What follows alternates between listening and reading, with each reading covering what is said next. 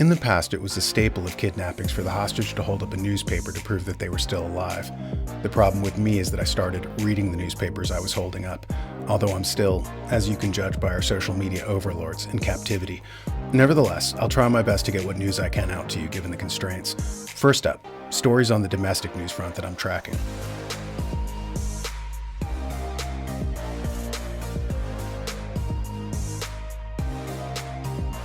Your daily briefing begins with an apology.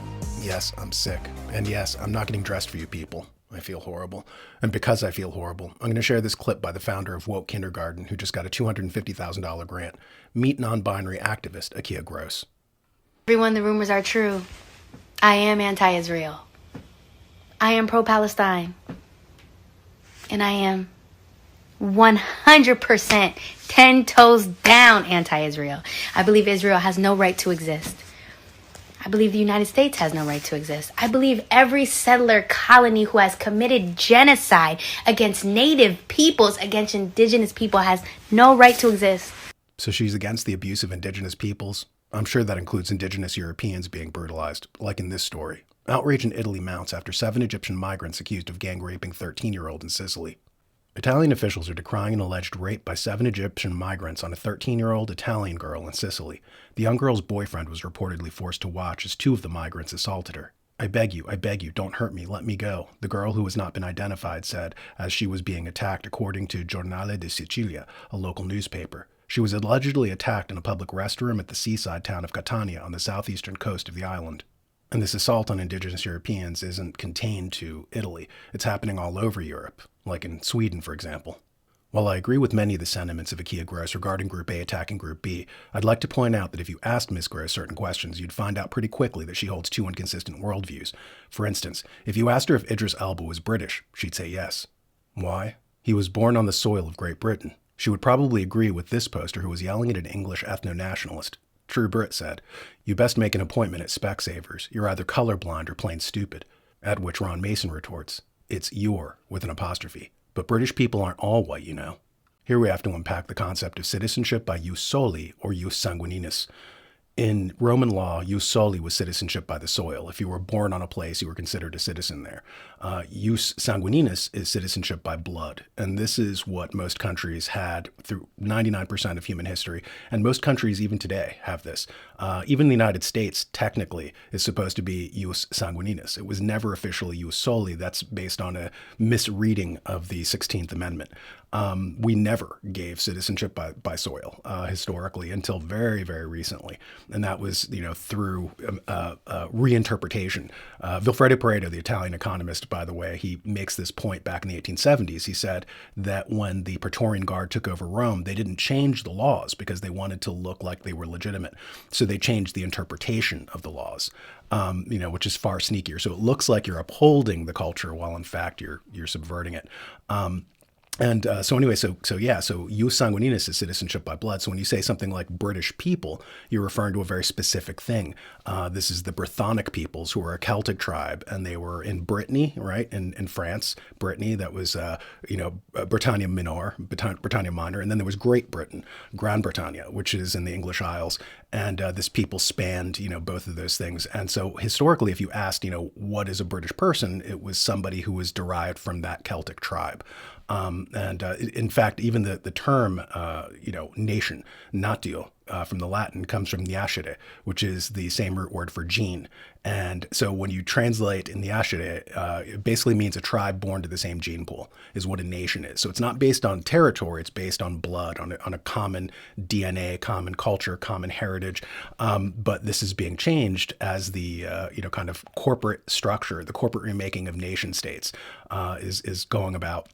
So you have to ask, if the standing on the soil makes you that ethnicity, if Idris Elba is in fact, British, then why isn't Rudyard Kipling, who was born in India to 2 British parents during the British colonial system, considered a great Hindu writer? Maybe there's something about magical British soil that's different from Indian soil, because Indian soil evidently didn't have the ability to impart Hindu status to Rudyard Kipling, just like Australian soil doesn't seem to have the ability to impart Australian Aborigine status to white Australians. So if you're going to have like a narrative, stick to it. If you believe that Idris Elba is British, then you have to concede that, yes, Europeans in North America are members of the Sioux tribe or of the Navajo Nation. This brings us into international news.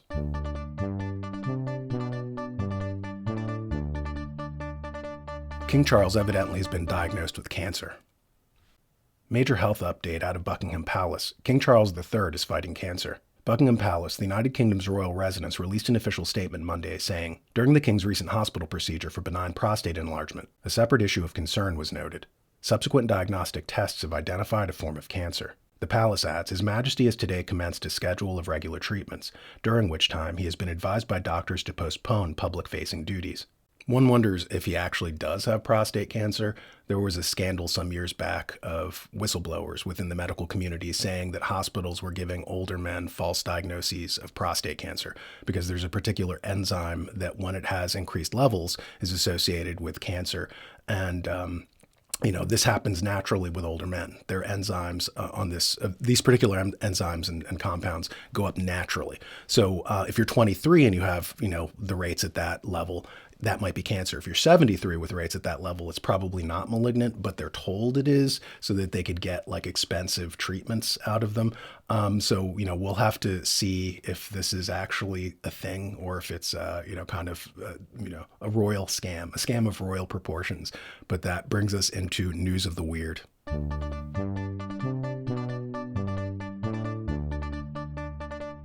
Police won't charge staffer allegedly featured in explicit Senate video. U.S. Capitol Police announced Thursday that no one involved in an explicit sex video filmed in a congressional hearing room last year would be charged with a crime, after the video went viral on social media, and the Senate staffer apparently involved was left without a job. Evidently, Aiden Meese Saporsky won't face charges for trying to shoot an amateur pornography in the once hallowed Assembly Hall.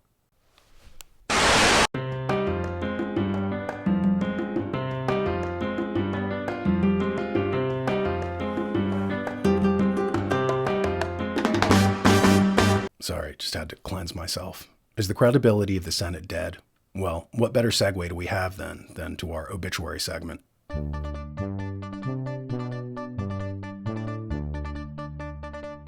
From one Lavender news item to another, Ian Lavender, the last surviving star of the British sitcom Dad's Army, has died. Ian Lavender, who played a hapless Home Guard soldier in the classic British sitcom Dad's Army, has died, his agent said Monday. He was 77. Agent Hilary Gagan said Lavender had been ill for some time and died with his wife and sons at his side. Lavender was the last surviving main cast member of Dad's Army, about a ragtag volunteer unit assembled to defend their seaside English town from potential Nazi invasion during World War II. Originally broadcast between 1968 and 1977, it attracted as many as 18 million viewers an episode, a third of the British population, and remains perennially popular in reruns. There's a certain irony in the theme of that sitcom because it was about, the British looking for a possible potential invasion of their country and looking outward at nation states as the kind of people who would be responsible for this invasion. But it might have happened by another methodology. At any rate, I will see you next time, hopefully. And I want to thank you for stopping by and, watching the show, or as I like to call it, that suspicious gap in my resume. And if I'm not too sick, I will see you next time. Consider subscribing to my new podcast, Classic Paranormal. It's a clearinghouse for lost real-life accounts of true ghost stories. It's found on Apple Podcasts. Go there now if you're interested in enigmatic tales, chilling true accounts, chronicles from cases of the past that time has forgotten, but that the modern person who likes relaxing by a campfire swapping ghost stories might appreciate. As I said, the new podcast I'm launching is available on Apple Podcasts and Spotify, and there's a link in the description below on this video.